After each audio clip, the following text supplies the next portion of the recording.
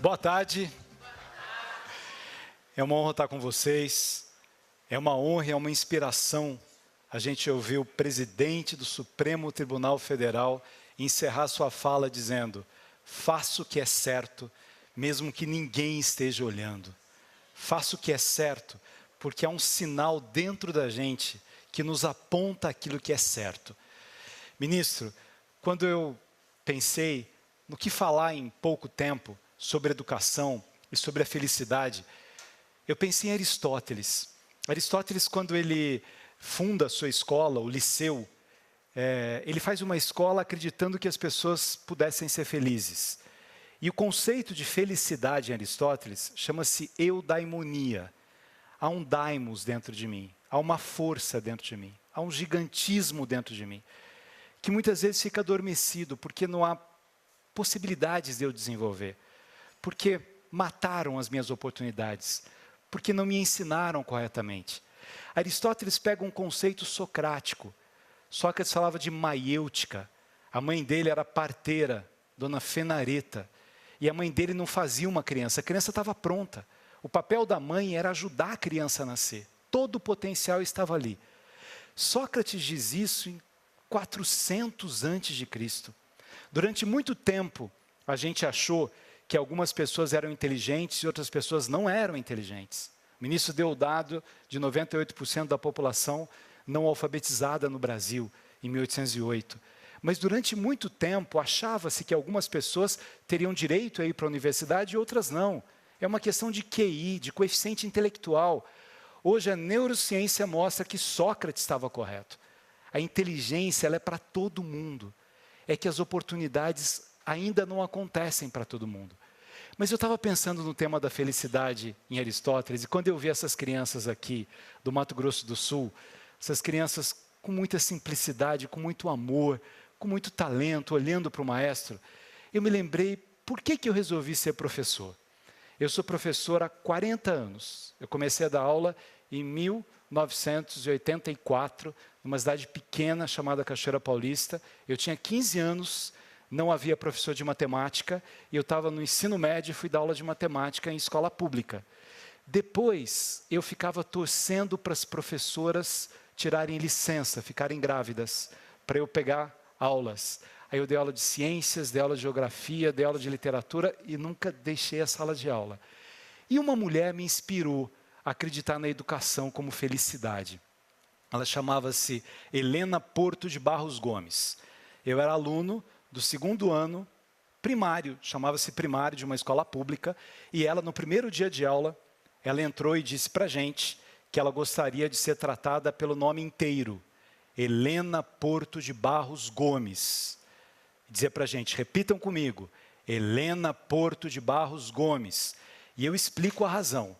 Eu já era uma mulher famosa aqui em Cachoeira Paulista, professora de escola pública, quando me casei com o cirurgião dentista Paulo de Barros Gomes.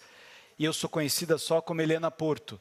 E eu quero que na rua as pessoas me conheçam pelo nome inteiro, então a gente já vai treinar aqui na sala de aula. Helena Porto de Barros Gomes. Professora Helena Porto de Barros Gomes, eu estou com uma dúvida. Professora Helena Porto de Barros Gomes, a senhora falou que...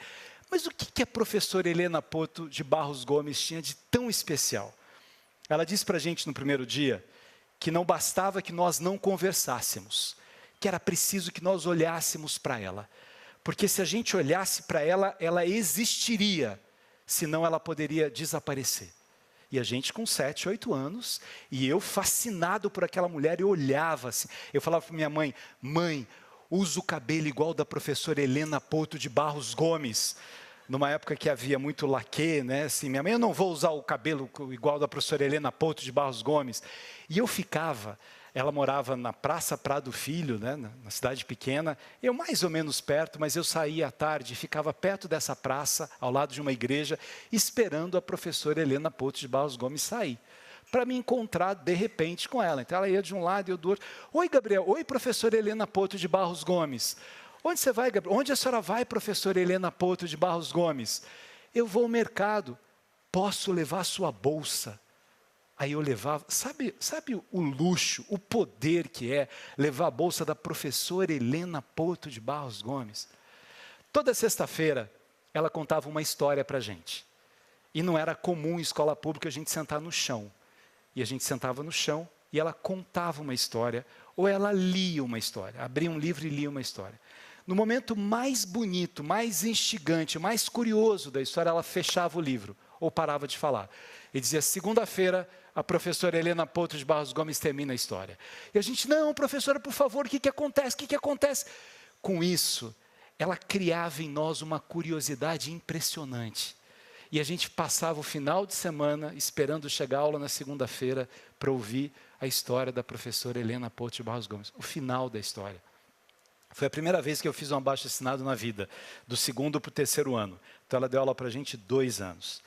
No mês de agosto, a gente voltou das férias, sentados, que é uma coisa comum para o senhor brincar, ixi, já voltamos das férias, mais cedo, a gente tendo que se aguentar. A professora Helena Porto de Barros Gomes olha para a gente e fala assim, finalmente acabaram as férias. Presta atenção nessa frase. Finalmente acabaram as férias é mais forte do que dizer, eu amo você, eu te amo. Porque era o lugar que ela queria estar no mundo, era uma sala de aula. Ali nasceu em mim o sonho de ser professor. Um dia eu tive a honra de receber um prêmio em 2004, da Academia Brasileira de Educação, prêmio bonito, que é entregue no Copacabana Palace, né, pela academia que fica no Rio.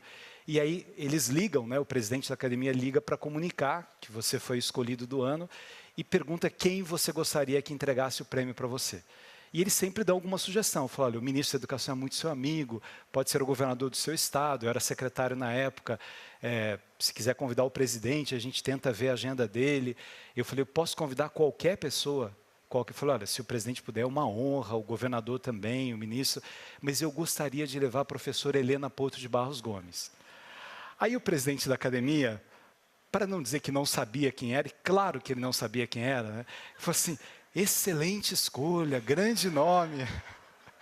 Aí passa um pouquinho, liga a secretária do presidente, professor Chalita, ela é professora da USP, da UFRJ, não estamos localizando. Eu falei, eu levo comigo a professora Helena Porto de Barros Gomes. E lá foi ela comigo. Interessante que quando foram entrevistar, ela falou assim, esse Gabriel é autor de romance, ele escreve, eu não sou tão boa assim, imaginem, eu não tinha nem grau universitário, apenas o magistério, eu só me dedicava com amor aos meus alunos.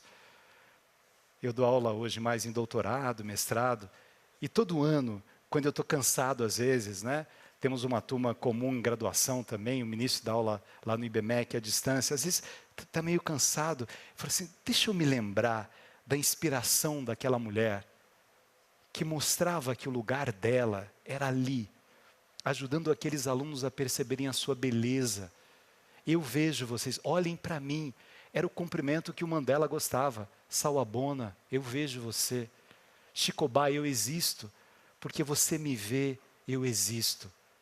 Mas a gente pega um exemplo de uma professora para homenagear tantas mulheres e homens que todos os dias fazem educação acontecer no Brasil.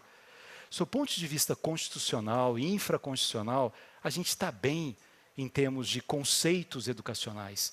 Quando o artigo 205 fala desse direito educacional, combinado com o artigo 5º da Constituição, ele fala em formar a pessoa, em formar o cidadão, em preparar para o mercado de trabalho.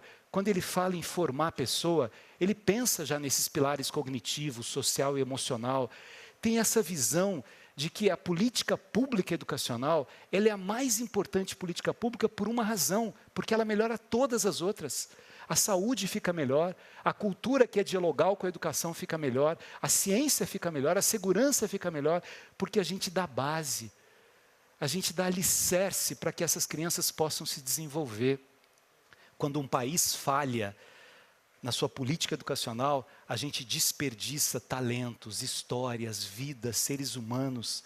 Cada ser humano é importante. Ninguém pode ser deixado para trás, colocado para trás. Uma visão educacional é uma visão profundamente acolhedora. Quando o ministro fala dos não preconceitos todos, dos direitos das pessoas com deficiência, tudo isso só acontece a partir da sala de aula, da perspectiva de sala de aula. Quando esse aluno aprende a conviver com alunos diferentes. Quando a gente fala de inclusão nas salas de aula, não é um benefício apenas para a pessoa que tem alguma deficiência, é um benefício para todo mundo, porque é na convivência com os diferentes, é no conceito da singularidade que eu começo a conhecer melhor as minhas potencialidades e as potencialidades do outro. E aí vem essa beleza da dimensão ética. E eu volto aqui para Aristóteles, na Ética Nicômaco, que é um livro escrito para o seu filho, Nicômaco, para explicar para o seu filho o que você precisa fazer para ser feliz. E nesse livro, Ética Nicômaco, que são 10 livros ou 10 grandes capítulos, que Aristóteles desenvolve um tratado sobre razão e emoção, sobre o respeito às outras pessoas mais velhas, sobre a relação entre os jovens, sobre o dizer sim e o dizer não, a importância do dizer não, sobre a justiça. O livro quinto é inteiro dedicado à justiça.